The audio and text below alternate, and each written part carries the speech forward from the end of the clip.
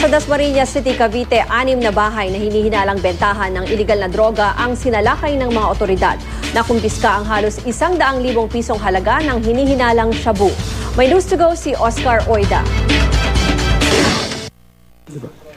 Pasado alas 3 sa madaling araw ng salakay na pinagsaring ng puwersa ng Cavite PNP at Philippine Air Force ang ilang bahay sa barangay Datu Ismael, Dasmariñas, Cavite. Target nila, mga nagbebenta ng iligal na droga sa naturang barangay. Actually, itong barangay Datu Ismael kasi is commonly known na marami talagang illegal drugs na proliferate dito.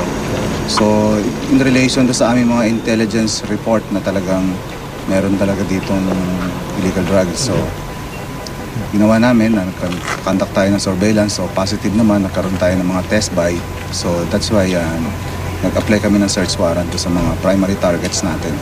Sa 6 na bahay na hinalugog nila, 5 ang nakitaan ng mga illegal na droga. Sa kabuuan, aabot ng 32 grams ang hinihinalang shabu ang kanilang nakumpiska. May street value umano na halos 100,000 piso.